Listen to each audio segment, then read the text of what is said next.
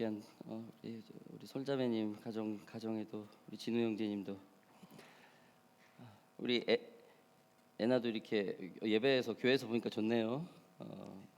옛날 아침에 같이 교회 오다가 이제 따로 오니까 참 희한하네요. 자, 아무튼 반갑습니다, 여러분들. 우리 한 주 동안 우리 팀 전사님 너무 많이 고생하셨어요. 전도하랴, 예배 준비하랴, 너무 많이 준비하는데 좀 팀 전사님께 좀 박수 좀. 너무 고생하셨습니다. 네네. 너무 감사합니다. 자, 오늘은 여러분 지난주에 갈라디아서에 이어서 갈라디아서 우리 지금 두 번째 말씀을 보겠습니다. 지난 시간 때 전통주의자 유대인들이 갈라디아 성도들에게 모세 할례를 받아야 한다는 그 다른 복음, 조금은 다른 복음을 가르쳤다는 내용이었죠. 즉 행위와 흔적으로 구원을 받을 수 있다라는 비슷한 복음 말입니다. 무엇보다도 이미 다른 복음으로 혼란스러워하고 있는 갈라디아인들은 바울의 그 사도성의 그 진위 여부까지 의심하고 있었던 것이죠. 소위 말해서 요즘 말로 저 사람이 목사 맞아? 뭐 이렇게 뭐 이런 누가 이렇게 와가지고 저 사람 뭐 제대로 안수 받은 사람 아니야? 그러면 나중에 그 안 들은만 못 하잖아요. 그런가? 뭐 이런 거 있잖아요. 그런 의심에 지금 쌓여 있는 상황이에요. 뭐 이렇게 엄청난 눌림과 어떤 공격 속에서 바울은 다른 복음을 얻고 오직 믿음으로만이 구원을 받을 수 있다. 행위적인 할례를 받아야 이 유대인들이 전통적으로 해왔던 그것들을 저기 할 필요가 없다라고 이렇게 과감하게 진정한 복음을 선포하고 자신을 변호했던 그 내용이죠. 자, 오늘은 갈라디아서 2장의 내용으로 바울 자신이 사도로서의 그 진정성 그거를 간증하고 끊임없이 변증하는 그런 내용입니다. 그의 그 부르심을 받은 자의 주장 그 모습을 보겠습니다. 자, 1절로부터 3절까지 제가 한번 읽어볼게요. 14년 후에 내가 바나바와 함께 디도를 데리고 다시 예루살렘에 올라가나니 계시를 따라 올라가 내가 이방 가운데서 전파하는 복음을 그들에게 제시하되 유력한 자들에게 사사로이 한 것은 내가 다름질하는 것이나 다름질한 것이 헛되지 않게 하려 함이라. 그러나 나와 함께 있는 헬라인 디도까지도 억지로 할례를 받게 하지 아니하였으니.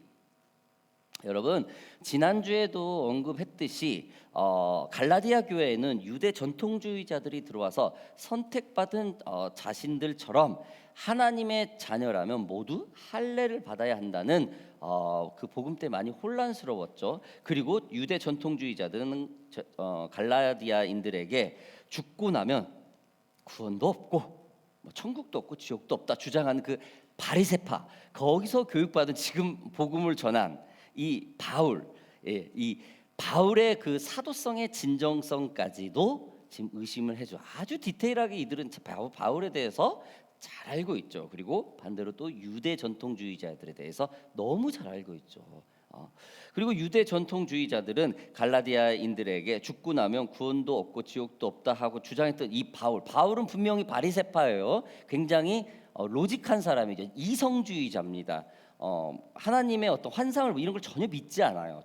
사후세계도 믿지 않아요. 그런 정통 학구파 가말리아라는 그런 대학자의 제 수제자이죠. 거기에서 이제 회심을 한 거예요. 그래서 예수를 또 구원도 없이 믿는 사람을 주장했던 그 출신이 어떻게 지금 유대인보다 더 어떻게 진짜 복음을 전할 수 있냐, 이런 상황이에요 지금. 아무튼 이 때문에 바울은 지금 자신이 전한 복음과 자신의 사도성이 진실이고 확실하다는 것을 다시 한번 주장하고 있습니다. 여기서 바나바와 디도라는 사람이 등장을 합니다. 이들이 도대체 누구길래 바울은 바나바와 디도를 언급하면서 자신을 증명할 수 있는 레코멘더로 언급을 하고 있을까요? 자, 그래서 잠깐 이 두 인물을 먼저 좀 살펴보겠습니다. 이 바나바는 성경에 처음 나오는 것은 사도행전 4장 36절에 나옵니다. 그는 구브로 섬에서 태어난 레이족 속 사람으로 본명은 요셉입니다. 여러분 바나바는 예명이에요. 예명, 그냥 별명이에요. 교회 사람들이 제자들이 붙여주는 거예요. 이름이 아니에요. 이 원래 이름은 요셉입니다. 바울이 다마커스 도상에서 회심한 후에 복음을 전하는 가운데 예루살렘으로 가서 제자들을 사귀고자 하나 예전에 바울의 행적을 아는 제자들이 이 사울을 모두 두려워했죠. 아무도 그의 제자됨을 믿지 않으며 받아들이지 않았습니다. 그때 지금 이 바나바가 바울 앞에, 그 무리들 앞에 앞장서서 바울을 데리고 사도들에게 가서 정확하게 바울을 변론을 해줍니다. 보증을 쓴다는 것이죠. 그래서 제자들 그 모임에 바울을 합류를 시킵니다. 사도행전 11장 24절에는 바나바를 착한 사람이요 성령과 믿음이 충만한 자라고 소개를 합니다. 여기서 착한 사람이란 구제와 같은 아주 행위가 아주 좋은 사람, 즉 선한 사람을 일컫는 말입니다. 사도행전 11장 24절을 보면은 바나바는 착한 사람이요 성령과 믿음이 충만한 사람이라 이에 큰 무리가 죽게 더하여지더라.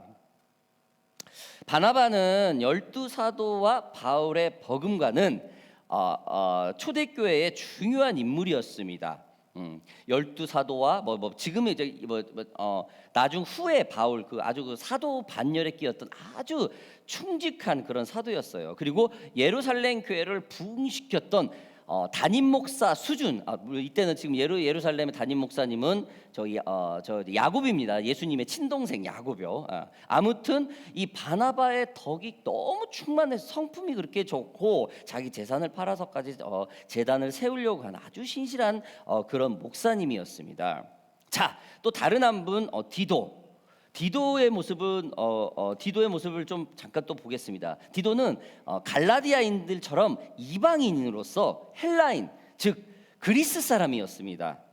또한 그는 갈라디아인들처럼 바울에 의해 복음을 받아들였습니다. 전에는 예수를 믿지 않았던 사람이에요. 무엇보다도 본문에 곧 나오겠지만은 그는 이방인 할례를 받지 않은 아주 신실한 사람이었습니다. 굉장히 산 증인이에요. 디도는 아주 굉장히 다른 사람들에게 인정을 받는 착한 사람인데 이 사람이 바로 바울의 제자라는 거예요. 그리고 할례를 일부러 받게 하지 않았습니다. 지금 바울은 갈라디아인에게 이 신실한 사람 두 사람이 내 사람이고 나와 같이 동행하는 동역자다라고 얘기를 하고 있습니다. 아무튼 여러분, 그는 지금 갈라디아 교회처럼 잘못된 사상의 이단들이 가득한 그레데 교회와 안디옥 교회 그리고 고린도 교회에서 목회를 했던 인물이 바로 디도입니다. 그만큼 많은 사람들이 당시 초대교회 기독교인들에게 많은 신뢰와 덕망을 얻고 있었던 인물이죠. 왜 너무나 신뢰를 하면 저 사람이 어떤 말을 해도 다 믿잖아요. 그 같은 정평이 나 있는 그쪽 계통의 사람들이 그 인물이 디도예요. 여러분, 디도는 즉 갈라디아인들과 비슷한 이방인이라고 얘기를 했죠. 할례도 받지도 않았지만은 신실한 복음의 역할자를 감당하고 있습니다. 이런 사람이 지금 나와 동행을 한다. 이렇게 지금 얘기를 합니다. 여러분, 바울은 자신의 그 사도성을 분명히 지금 변론을 하고 있습니다. 자신의 복음을 자랑하고 있습니다. 부끄러워하지 않습니다. 복음을 쑥스러워하지 않습니다. 눌려있지 않습니다. 하나님을 만나 사도의 삶을 사는데 주위에 존경받는 그리스도인으로부터 권위와 가르침을 인정받았다고 지금 본인을 얘기를 하고 있습니다.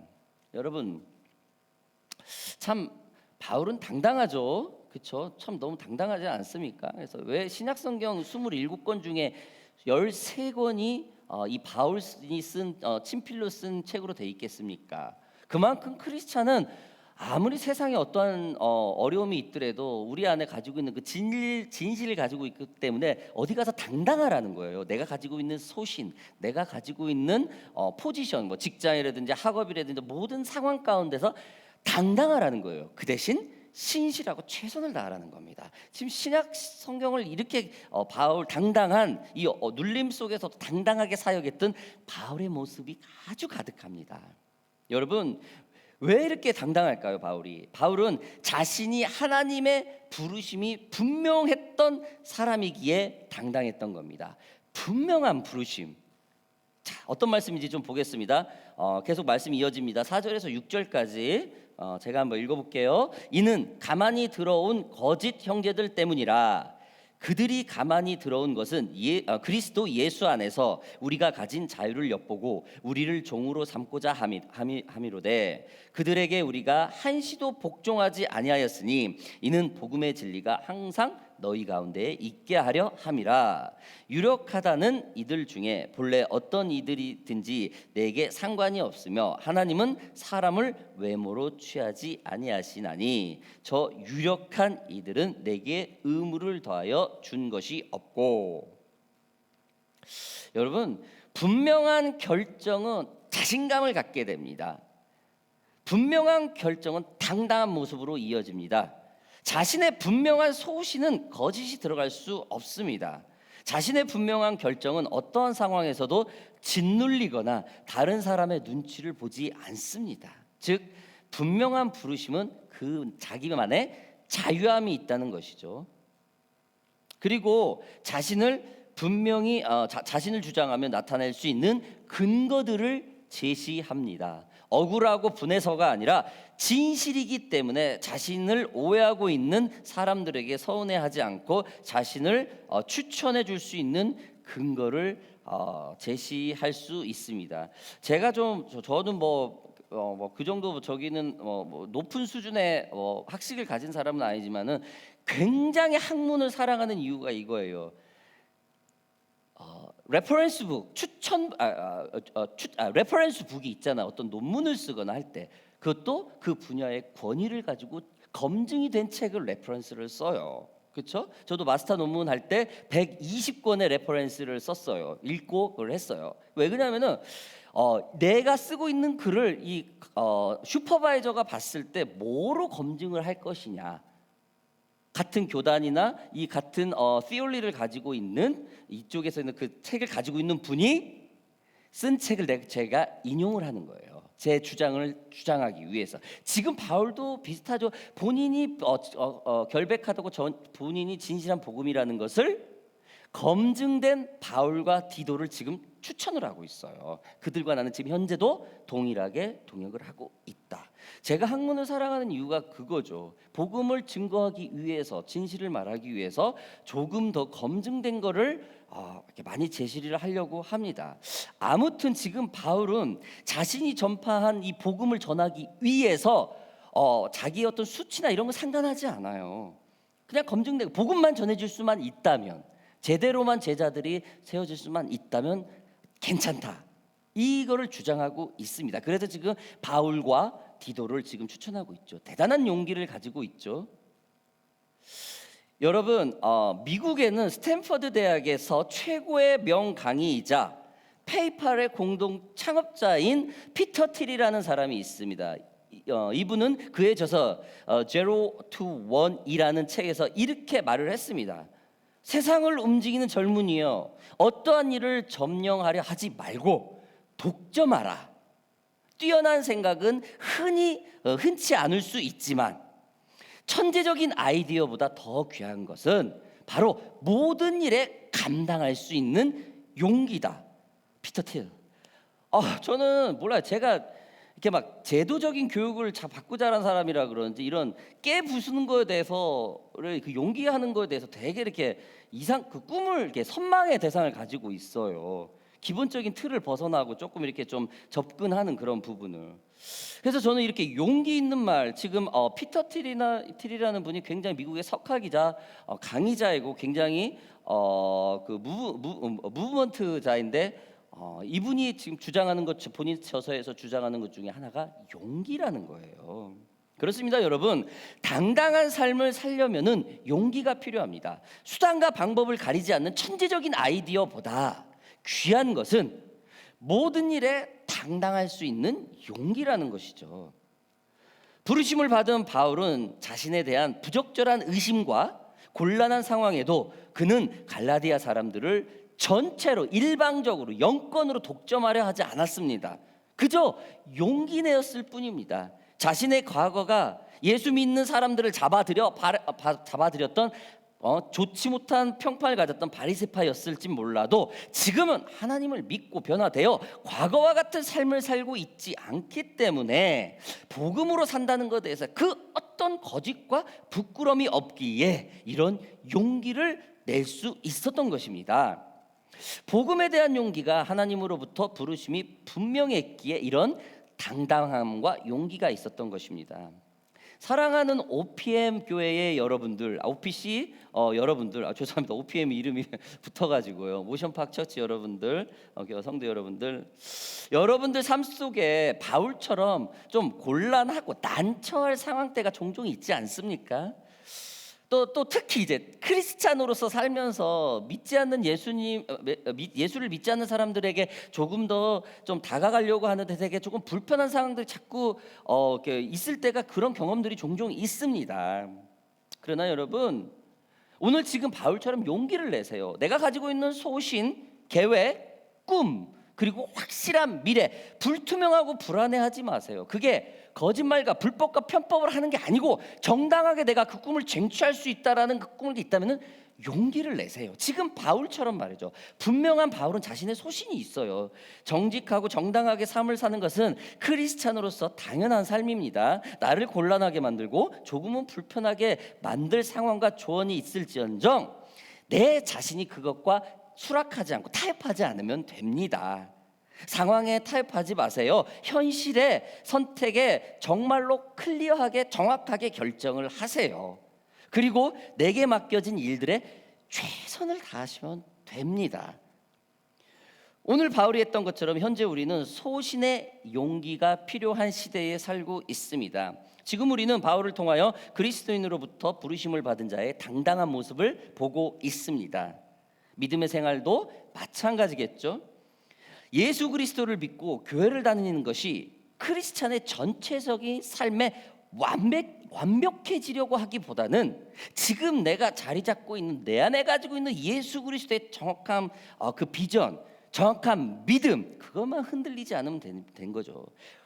혹시 나의 소신이 꿈틀거리고 있는 그런 믿음, 꿈이 있다면은 실천할 수 있는 용기를 가지시기 바랍니다. 특별히 오늘 이 시간 믿음 안에서 이 꿈을 정확히 붙들고 나가려면 여러분들 성경을 읽기 시작하셔야 돼요.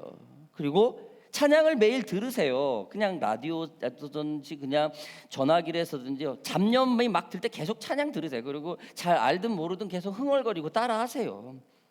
그리고 선한 마음으로 다른 이들과 좋은 관계 속에서 지내려고 노력하십시오. 기도하는 것을 시작하십시오. 아무튼 여러 가지 방법으로 여러분 있을 것입니다. 이게 바로 용기입니다. 시작할 수 있는 게 용기죠.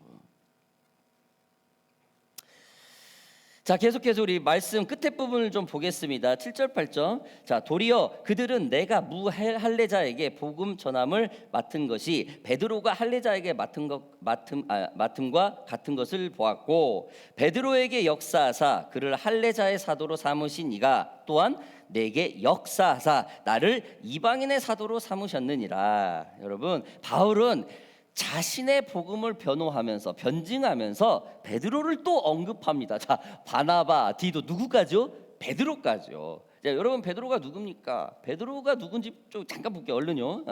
자, 마태복음 16장에는 뭐가 나옵니까? 16장 16절부터 19절까지 우리가 너무나 잘 알고 있죠. 우리 이거는 좀 같이 한번 읽어볼까요? 같이 한번 읽어보겠습니다. 마태복음 16장 16절로부터 19절까지 시작. 시몬 베드로가 대답하여 이르되 주는 그리스도요 살아계신 하나님의 아들이시이다. 예수께서 대답하여 이르시되 바요나 시몬아 내가 복이 있도다. 이를 내게 알게 한 이는 혈육이 아니요 하늘에 계신 내 아버지시니라. 또 내가 내게 이르노니 너는 베드로라. 내가 이 반석 위에 내 교회를 세우리니 음부의 권세가 이기지 못하리라. 내가 천국 열쇠를 내게 주리니 내가 땅에서 무엇이든지 매면 하늘에서도 매일 것이요 내가 땅에서 무엇이든지 풀면 하늘에서도 풀리리라 하시고, 여러분 너무 잘하는 말씀이죠. 마태복음 1616. 마태복음 1616. 제자 최초로 예수님과 1대1로 천국의 키를 준다. 여기서 에클레시아 교회라는 단어가 성경에 처음 나옵니다. 그래서 교회론을 우리 시올리에서는 에클레시알리즘이라고 해요. 아무튼 여러분, 이 베드로라는 인물은 신약 성경에 160회나 기록될 정도로 아주 우리에게 잘 알려진 인물입니다. 예수님 십자가에 죽으신 후 승천하시기 40일 전까지 이 베드로에게만 11차례 나타납니다. 그중 제자들에게 11차례가 나타나는데 11번 예수님이 제자들에게 나타난 것 중에 7번이 제 베드로와 1대1 앞에서 나타납니다. 그 정도로 수제자 중에 수제자고 제자 중에 으뜸 중에 으뜸입니다. 하루에 3,000명의 신자를 얻고 기사와 이적을 많이 나타내고 신도들의 유무상통하여 성전에 모이기를 힘쓰고 떡을 떼고 하나님을 찬송하는 데 이 베드로가 결정적인 역할을 했다라는 거예요. 그리고 성전 미문에 앉아서 앉은뱅이가 단 자를 고치기도 하였습니다. 초대교회의 지도자로서 베드로 전후서에 서신을 남기는 등 그의 행적과 공로가 아주 대단하죠. 이처럼 절대 크리스찬들에게 신임을 받고 있는 베드로까지 지금 바울은 언급합니다. 즉 베드로는 유대인에게 복음을 전하고 바울 자신은 이방인에게 복음을 전한다는 것이죠. 자, 다 같은 사도라. 하나님이 똑같은 사도에게 이방인에게 전할 사도의 어명을 주신 사람이 있고 유대인에게 줄 사람이 있다. 이 두 가지 똑같은 예수 그리스도 이름으로 모여서 복음을 전하는데 이방인과 유대인을 따로 이렇게 사역자로 기름을 부었다라는 거죠. 복음 전도의 다양성을 말하고 있습니다. 여러분, 지난주에 말씀드렸듯이 복음은 예수 그리스도가 우리의 죄를 위해서 희생하시고 부활하셨다는 것을 우리가 믿는 것이라고 말씀드렸은 바 있습니다. 이것은 바로 진리입니다. 이것은 변하지가 않습니다. 그러나 복음을 전하는 상태는 참 다양하죠. 유대인으로 한정된 것이 아니라 온 열방의 사람들이 예수 그리스도를 믿고 따르게 되는 그런 사실이 그런 분들이 바로 그리스도의 한 형제이고 가족이라는 것이죠. 여러분, 아무튼 지금 바울은 여러 사람과 좋은 관계 속에 있었습니다. 그리고 다양한 복음을 지금 제시를 하고 있죠. 바울이 이미 2000년 전에 전 세계를 향해서 복음을 가지고 있었다라는 것이죠. 여러분, 현재는 지금 우리가 글로벌라이제이션, 정말 인터넷으로 우리가 뭐 전 세계를 한눈에 볼 수 있는 뭐 아주 가까운 시대에 살고 있지만은 이미 2000년 전에 바울은 지금 전 세계를 향해 지금 복음이 시작했다라는 거예요. 그것도 다양한 사역과 다양한 사람들과 함께. 호주에 살고 있는 우리들은 참 다민족의 사람들과 살고 있죠. 그죠? 얼마 전 호주 정부에 의해서 현재는 300여 개의 혈통과 250개의 다른 민족들이 지금 호주에서 산다고 그래요. 그래서 다른 악센트를 가지고 다른 스타일의 영어를 구사를 하면서 큰 문제 없이 살고 있는 게 이 호주입니다. 그런 다민족 속에서 한 가지 복음을 전할 수 있는 그런 저와 여러분들이 될 수 있기를 주님의 이름으로 바랍니다. 여러분, 여기 그림 하나 좀 보여주실래요? 이 그림이 뭐라고 생각합니까? 뭡니까? 블루 마운틴 쓰리 시스터즈의 무지개죠, 여러분. 무지개는 창세기 7장에서 하나님께서 타락한 세상을 보고 홍수로 싹 밀어버렸죠. 그리고 한 가족만 빼고 모든 것을 끝냈습니다. 하나님은 세상의 모든 생물을 쓸어버린 후 노아에게 이 땅에서 생육하고 번성하고 다시는 이 땅에 물로 멸하지 않겠다고 약속을 주신 증표가 바로 이 무지개입니다. 하나님은 무지개의 모습, 여러분도 이미 그 뜻은 다 알고 계실 줄 믿습니다. 오늘 말씀을 비춰볼 때 하나님이 노아 홍수 사건으로 우리에게 약속으로 주신 무지개의 의미는 지금 현재를 살아가는 우리들에게 여러 어떤 다양성의 얘기이지 않을까, 저는 그렇게 조금 접근을 합니다. 무지개는 7색깔로 이루어진 것으로 알고 있습니다. 그러나 요즘에는 과학이 발달하고 아주 디테일하게 연구가 늘어나면서 무지개가 각 나라마다 색깔이 틀리대요. 오존층과 그 햇빛에 들어오는 그 차이에 따라 조금 색깔 종류가 틀리게 관측이 된다고 합니다. 그러나 공중에 떠 있는 수많은 물방울들이 햇빛이나 달빛에 닿아 물방울 안에서 굴절과 반사가 일어날 때 그 물방울이 프리즘과 같은 작용을 하면서 분리되어 나타나는 그 현상, 그 무지개라는 그 한 가지는 동일하다는 거예요. 그리고 또 하나 동일한 것은 무지개는 7색깔 이상이 모였을 때 무지개라는 단어가 형성이 되고 아주 이쁘다라는 거예요. 각자의 색을 분리해 볼 때는 그렇게 그냥 각자 색깔이 있다는 생각은 하지 이쁘다는 생각은 굳이 하지 못하는 게 바로 무지개입니다.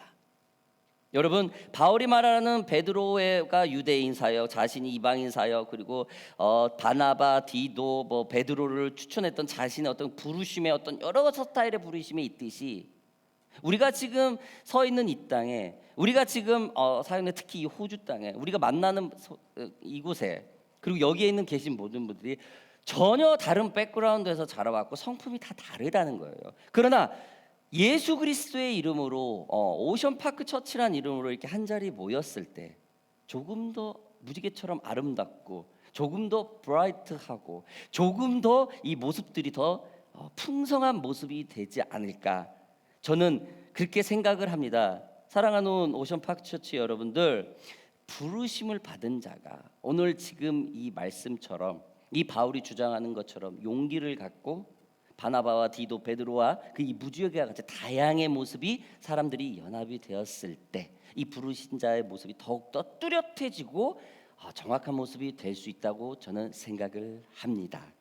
저와 여러분 오늘 이런 무지개와 같은 그런 부르심을 받은 자의 모습으로 건강한 크리스찬이 되길 주님의 이름으로 바랍니다. 잠깐 우리 기도하겠습니다. 살아계신 아버지 하나님, 감사합니다. 하나님의 말씀에 따라 부르심을 받은 자, 그렇습니다. 바울의 모습을 통하여서 정말로 그 복음 하나를 말을 하기 위해서 많은 사람을 추천을 하고 환경을 얘기를 했습니다.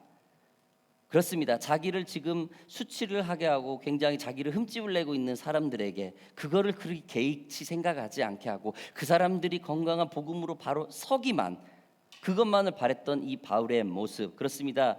다양한 사람들이 모여있는 그 시대처럼 지금 이 순간에도 우리 OPM에도 온 열방에도 이 호주 땅에도 다양한 크리스찬들이 있습니다. 부르심을 받은 자들이 있습니다. 그러나 이들이 우리 모두가 예수 그리스도의 이름으로 하나가 되었을 때, 그 말씀으로 통일이 되었을 때 부르심을 받은 자의 모습이 더욱더 아름답고 건강한 모습이 될 줄 믿습니다. 그런 저희들이 되게 하여 주시옵소서. 감사드리며 예수 그리스도의 이름으로 기도하였습니다. 아멘.